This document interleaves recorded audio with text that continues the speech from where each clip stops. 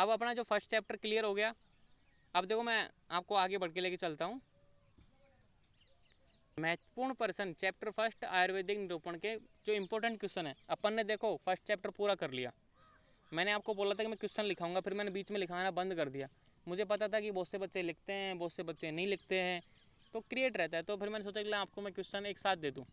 पहला क्वेश्चन है, आयु का लक्षण लिखो। कौन बताएगा? दीक्षा, दीक्षा क्वेश्चन, आयु का लक्षण का परिभाषा बोलो। क्या हुआ? Yes Vikram, sir. हाँ दीक्षा आप बताओ, आयु का लक्षण लिखो, मतलब सर इसकी। हाँ बोलो। हाँ सर। रजत शास्त्र में हितायु, अहितायु, सुखायु और दुखायु इन चारों प्रकार की आयु का वर्णन किया जाता है। और उस आयु के लिए हितकर एवं अहितकर द्रव्य गुणगारिका होता है, उसे आयुर्वेद कहा जाता है। आपने आयुर्वेद की परिभाषा बताई और मैंने पूछी थी आयु की। चलो कोई बात नहीं, आपने आयुर्वेद तो लिख, साथ में लास्ट में ये बोला कि आयुर्वेद कहा सर जाता है। तो सर आपने आयुर्वेद का लक्षण पूछा है ना? नहीं कोई बात नहीं, सही बताया आपने, आयुर्वेद का लक्षण सही बताया। मैंने आयु का लक्षण पूछा था, ठीक है कोई बात नहीं। देखो अब अच्छा। ध्यान दो, पहला क्वेश्चन है आयु का लक्षण, दूसरा है आयु की परिभाषा। इन दोनों का आंसर सेम है। मैंने यहाँ पे अलग अलग इसलिए लिखे ताकि आप कन्फ्यूजन ना रहे। तो आयु का लक्षण, आयु की परिभाषा, दोनों का आंसर सेम है। आयु के पर्यायवाची 5 हैं, आपको पता ही है। नित्यक, अनुबंधश्च, ठीक है, धारी, जीवित और चेतनानुवर्ती। आयु के भेद 4 प्रकार के, सुखायु, दुखायु, हितायु, अहितायु। इनके नोट्स आपको पहले ही दे दिए मैंने, और मैं पीडीएफ साथ में सेंड कर दूंगा आपको पूरे चैप्टर की एक साथ, कल, है ना। आयु से आप क्या समझते हैं, विस्तार से वर्णन करो। अब ये ऐसा क्वेश्चन है, इसमें आपको देखो लक्षण भी लिखनी है, पर्यायवाची भी लिखना है और भेद भी लिखना है। आयु से आप क्या समझते हैं, विस्तार से वर्णन करो, मतलब ये 10 नंबर का क्वेश्चन है। तो यहाँ विस्तार से वर्णन आया तो इसमें भेद भी लिख दीजिए, आप परिभाषा भी लिख दीजिए, पर्यायवाची भी लिख दीजिए, ठीक है। आयु का संगठन पर टिप्पणी लिखो। आयु का संगठन में आप आयु की परिभाषा लिख दो, और किस किस तरह से बना हुआ है भाई, शरीर किससे बना हुआ है, मन किससे बना हुआ है, इंद्रिया किससे बनी है, वो सारी चीज़ें लिख दो। आपके सारे नोट्स में मेंशन है सारे।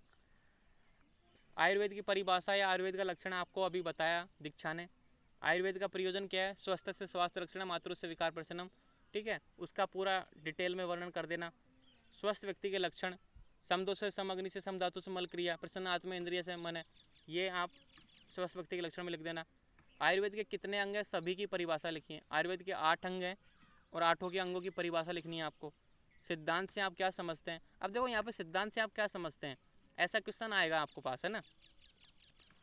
तो ये 2 नंबर में आया तो सिद्धांत की परिभाषा लिख देना। 5 नंबर या 10 नंबर में आ जाए तो सिद्धांत की परिभाषा के साथ सिद्धांत के जो भेद है ना वो भी आपको लिखने हैं। तो क्वेश्चनों के नंबरों के आधार पर, अब बहुत से बच्चे बोलेंगे हमारे तो बड़े क्वेश्चन आते हैं 5 नंबर के, तो नंबरों के आधार पर आंसर देना है। ओनली सिद्धांत आया और क्वेश्चन नंबर 5 नंबर का क्वेश्चन है, तो आपको सिद्धांत के भेद भी आपको इसमें मेंशन करने होते हैं। अब देखो, सिद्धांत की परिभाषा लिखो, सिद्धांत के प्रकारों का वर्णन करो, और अभियुगम सिद्धांत, ये इंपॉर्टेंट है इसलिए मैंने इसका अलग से क्वेश्चन डाल दिया। अभियुगम सिद्धांत, ठीक है, इनकी सबकी परिभाषा मैंने आपको बता रखी है। अष्ट प्रकृति पर टिप्पणी लिखो, भाई अष्ट प्रकृति में क्या क्या आते हैं। षोडश विकार, षोडश विकार मैंने सृष्टि उत्पत्ति क्रम में आपने देखे होंगे, दोनों क्वेश्चन मैंने लिखाए थे। वैद्य त्रय, भाई 3 तरह के वैद्य होते हैं, प्राणाभिसर, रोगाभिसर और सिद्ध साधित। 3 ऐषणाएँ उपस्तंभ पर टिप्पणी लिखो, भाई 3 ऐषणाएँ कौन कौन सी हैं और उपस्तंभ कौन कौन से हैं। आयुर्वेद के मौलिक सिद्धांतों का वर्णन करो, ये बड़ा क्वेश्चन है 10 नंबर का, मतलब सारा ही आएगा। आयुर्वेद के मूलभूत सिद्धांतों को समझाइए, दोनों का आंसर सेम है लेकिन मैंने अलग अलग लिख दिया। चाहे मौलिक सिद्धांतों का वर्णन करो, चाहे मूलभूत सिद्धांतों को समझाओ, एक ही बात है। बल त्रय पर टिप्पणी लिखो, भाई बल कितने प्रकार के होते हैं, 3 तरह के होते हैं, ठीक है। सहज, कालज और युक्तिकृत। पुरुषार्थ चतुष्ट है, 4 पुरुषार्थ है ना, धर्म अर्थ काम मोक्ष, इससे आप क्या समझते हैं, चारों को समझा दो। आयुर्वेद के मौलिक सिद्धांतों का महत्व, भाई मैंने अभी बताया मौलिक सिद्धांतों का महत्व यही है कि स्वस्थ व्यक्ति के स्वास्थ्य की रक्षा करते हैं, रोगी के रोग को दूर करते हैं और व्यक्ति को धर्म अर्थ काम मोक्ष की क्रिया से रहित करके मोक्ष की ओर अग्रसर करते हैं। ये लास्ट में एक लाइन चेप देनी है उन 3 लाइन के बाद में। त्रिसूत्र, त्रिदंड, त्रिगुण के जो नाम लिखो, भाई क्या क्या आता है, त्रिसूत्र में क्या आता है, त्रिदंड में क्या आता है, त्रिगुण में क्या आता है, और ज्ञानेंद्रिय व कर्मेंद्रियों के नाम। 25 क्वेश्चन है फर्स्ट चैप्टर के, इन्हीं में से मैं टेस्ट में दूंगा।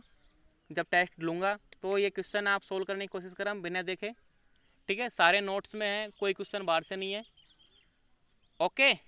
और आपका जो पहले कोई यस सर। पिछले सारे क्वेश्चन देखना आप, कोई क्वेश्चन हो फर्स्ट चैप्टर का तो और नहीं सोल्व हो रहा तो ग्रुप में भेज देना, मैं बता दूंगा आपको आंसर। कल करेंगे अपन स्टार्ट दर्शन निरूपण chapter number 2। Yes sir. Okay, thank you आज की क्लास के सर लिए। एक क्वेश्चन था। हाँ बोलो बोलो बोलो बोलो। सर एक किसी का क्वेश्चन सर हो तो। ये जो वैद्यत्रय, सर ये वैद्यत्रय जो तीन बताएं, प्राणाभिसार, रोगाभिसार और सिद्ध साधित, हाँ तो सर इसमें सिद्ध साधित में लिखा है जिन्हें परंपरा से चिकित्सा का ज्ञान होने पर भी लक्ष्मीवान, विद्वान एवं सिद्ध पुरुषों द्वारा लोक में यह कहा जाए कि वैद्य। पर सर आपने बताया था कि इसमें उन्हें कोई मतलब प्रॉपर डिग्री नहीं रहती है, मतलब वो उनके जैसे पिताजी या भाई हो गए, इनसे उन्हें वो ज्ञान मिलता है। हाँ हाँ तो हाँ। परंपरा से चिकित्सा का ज्ञान कैसे हो सकता है सर? जैसे मैं आपको एक एग्जांपल देता हूँ जो मेरे टीचर ने मेरे को दिया था, ठीक है, वही एग्जांपल मैं आपको देता हूँ। Yes sir. मेरे टीचर ने मुझे एग्जांपल दिया था कि भाई एक चपरासी था जो ओटी में झाड़ू लगाता था, ठीक है। हमारे जो सर थे वो बोलते थे जी कि एक सर। चपरासी था, वो ओटी मतलब ऑपरेशन थिएटर में झाड़ू लगाता था। तो वो एक ही टाइम पे झाड़ू लगाता था भाई, जब भी ऑपरेशन होगा उसी समय, तो वो सारे टाइम पे वहीं पे रहता था। तो पिछले 3 से 4 साल से एक ही टाइम पे वो वहाँ पे रहता, ठीक है, जैसे कि अपन यहाँ पे आ रहे हैं, यस सर। एक ही टाइम पे वो रहता, वो ऑपरेशन देखता दिन के 2 3 मतलब 3 साल से लगातार देख रहा। तो उसको शुरू से लेके एंड तक का प्रोसेस उसको समझ में आ गया माइंड में, ठीक है। गलती से एक दिन डॉक्टर कहीं बाहर फंस गया और पेशेंट आ गया, भाई कौन करे ऑपरेशन, कौन करे, इमरजेंसी ओटी, जरूरी ऑपरेशन करना जरूरी। तो उसने सोचा कि पेशेंट तो मर ही रहा है, ठीक है मैं ही कर लेता हूँ। तो उसने मतलब 3 साल से जो सीखा था ना देख देख के, उसको अपना ज्ञान आजमा यस लिया सर। और वो पेशेंट बच गया। तो भाई बाबा हो गई उस बच्चे की कि यार यस। क्या बात है, एक इसने देखो पेशेंट की जान बचा दी। अब वो क्या, उसका डर खुल गया, यस सर। धीरे धीरे वो डॉक्टर के साथ रह के खड़ा होकर काम करने लग गया। तो डॉक्टर ने और जो बारीकी थी उसको सिखा दी, ठीक है। अब वो धीरे धीरे 3 से 5 साल हो गए उसको काम करते करते, तो उसकी परफेक्शन आ गया उसके हाथ में। तो अब क्या करना है, डॉक्टर जानबूझ के एब्सेंट रहने लग गया, भाई वो कर देगा, अपना चपरासी कर देगा, वो जान गया। तो क्या बोलते हैं इसमें, लक्ष्मीवान विद्वान सिद्ध पुरुषों द्वारा लोक में ये कहा जाए कि वैद्य। तो उसने भी बोल दिया डॉक्टर ने कि जा बेटा, मतलब मेरी अनुपस्थिति में आप इससे करा लिया करो, ये अच्छा है। उसको आशीर्वाद मिला है, डिग्री नहीं मिली, मतलब उनके आशीर्वाद से वो चल रहा है, उनके आशीर्वाद से वो उसकी चिकित्सा चल रही है। तो सिद्ध साधित, किसके काम की वजह से सिद्ध साधित हुआ और उनको आशीर्वाद मिल गया बड़ों का, उसकी वजह से वो चल रहा है, तो वो है सिद्ध साधित। लेकिन वो कभी कभी जब कॉम्प्लिकेशन होता है तो उसके केस बिगड़ते भी हैं। तो हमेशा प्रणाभिसार बेस्ट होता है। सिद्ध साधित उसका क्या होता है, 50-50 रहता है, भाई सक्सेस हो भी सकता है नहीं भी हो सकता है, क्योंकि उसको बेसिक क्लियर नहीं है, उसने सीखा है बस, उसने प्रैक्टिकल किया है, उसको आधार पता नहीं है। अब मान लो उसे उसी पेशेंट के पास, उसी मतलब चपड़ासी के पास कोई ऐसा कॉम्प्लिकेशन आ गया, उसने कभी 3 साल में देखा ही ना हो, उसने वो पढ़ा तो है नहीं ना कभी देखा, तो वो कोई केस तो बिगड़ेगा ही ना। तो ये होता है सिद्ध साधित, मतलब लक्ष्मीवान विद्वान सिद्ध पुरुषों द्वारा लोक में ये कहा जाए कि वैद्य है। लेकिन ये वैद्य के पुत्र भाई वैद्य नहीं है, इनको डिग्री नहीं मिली है, ठीक है।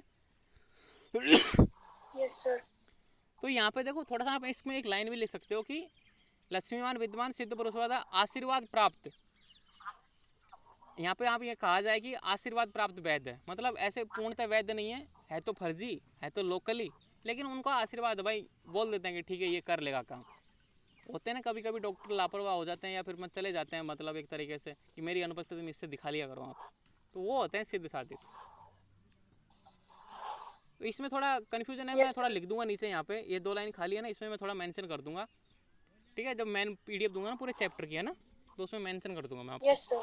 थोड़ा कन्फ्यूजन रहेगा, क्योंकि यस अभी इसी टॉपिक पे मैंने डिस्कस किया था मेरे सीनियर से। क्योंकि यहाँ पे लिख दिया कि भाई लक्ष्मीवान विद्वान सिद्ध पुरुषों द्वारा लोक में ये कहा जाए कि ये वैद्य है। अब वो थोड़ा डाउट क्रिएट करता है कि भाई जब इन्होंने ही बोल दिया, ये जब सिद्ध साधित लोग बोल रहे हैं यहाँ पे कि भाई ये वैद्य है, तो फिर ये तो अपना ही नुकसान कर रहे हैं ना। लेकिन कभी कभी क्या होता है, बोलना यस पड़ता है कि भाई क्योंकि डॉक्टर की डिमांड इतनी ज़्यादा रहती है, डॉक्टर हर जगह अवेलेबल नहीं रहता है, तो इनको बोलना पड़ता है। तो ये थोड़ा विवेचन का टाइम है, मतलब एक तरीके से जो कमेंट्री होती है ना उसका उसमें बता रहा है डिटेल में। जब चैप्टर नंबर 11 है चरक संहिता का, उसमें डिटेल में बता रहा है ये सारी चीज़ें, ठीक है। तो आप इसको ऐसे भी ले सकते हो, यस। जिन्हें चिकित्सा का ज्ञान होने, मतलब उन्होंने सीखा हो, प्रैक्टिकली सीखा हो, किससे? प्रणाईश्वर वैसे। आप ये लाइन हटा दो, लक्ष्मीवान विद्वान सिद्ध पुरुषों द्वारा लोक में ये कहा जाएगी, भाई ये लाइन को हटा दो, मतलब काट दो आप। तो ये जिन्हें परंपरा से चिकित्सा का ज्ञान हो उन्हें सिद्ध साधित वैद्य कहते हैं, जैसे वैद्य के पुत्र और भाई। ये लाइन हटा दो, कन्फ्यूज नहीं रहेगा। लेकिन ये लाइन दे रखी है, उस बुक में दे रखी है, चरक संहिता में भी दे रखी है, इसलिए मुझे इसको मेंशन करनी पड़ी। ठीक है, देखो जो मैं नोट्स बना रहा हूँ ना, ऐसे नहीं एक बुक से बना रहा हूँ, मैं क्रॉस चेक करके बनाता हूँ। तो ये लाइन थोड़ी आपको डाउट पैदा करती है, इसलिए आपको थोड़ा डाउट हो रहा है, लेकिन इस लाइन को आप हटा भी सकते हो, ज़्यादा कोई इशू नहीं है। क्योंकि इस लाइन को वहाँ पे नीचे दे रखा था, इसलिए मैंने इसको मेंशन कर दिया। और मैंने आपको बताया ना कि कुछ ना कुछ रीजन होते हैं, ताकि बोलना पड़ता है कि मेरी अनुपस्थिति में आप इसको दिखा लो। Okay, yes sir, thank you sir. चलो क्लास एंड सर करते हैं। रोगाभिसर वाला दोबारा से बताना। रोगाभिसर सिद्ध चिकित्सा पुरुष के विपरीत लक्षणों वाला। एक तो होता है प्राणाभिसर, मतलब जो डिग्रीधारी होता है, प्रॉपर सीखता है बेसिक। इसके विपरीत, विपरीत यानी रोगाभिसर, रोग को तो दूर करेगा नहीं, उल्टा रोग को बढ़ा देगा। रोग को बढ़ाएगा कैसे? आडंबर करेगा, बड़ी बड़ी डिग्री लगाएगा कि भाई झूठी मोटी डिग्री, दिखावा करेगा, शो केस करेगा मतलब, या फिर रोग को, पेशेंट को ऐसी गोलियां देगा, ऐसी टैबलेट देगा जिससे रोग बढ़ जाए, घटे नहीं। गाँव में होता है ना छोड़ा छाप, बड़ा बड़ा आडंबर करते हैं, वो होते हैं रोगाभिसार सारे वैद्य। सिद्ध चिकित्सा पुरुष मतलब खुद की ज्ञान खुद ही गाएगा, ऐसे नहीं देखो मैंने उसका ठीक किया था, मेरे से बच गया वो, और नहीं तो वो तो मर जाता। ऐसे बोलते हैं ना गांव में, थोड़ा सा डॉक्टर होते हैं ना, खुद की बड़ाई खुद ही करते हैं। ठीक है, और मतलब आडंबर करते हैं, दिखावा करते हैं, बड़े बड़े पोस्टर लगाते हैं, ये सारी चीज़ें जो आडंबर करते हैं, दिखावा करते हैं, उनके पास कोई प्रॉपर डिग्री नहीं होती, वो सारे रोगाभिसर होते हैं। तो मिलते हैं अब दर्शन निरूपण पे, चैप्टर नंबर 2, 15 नंबर का चैप्टर है वो भी। थैंक यू आज की क्लास के लिए। Thank you sir.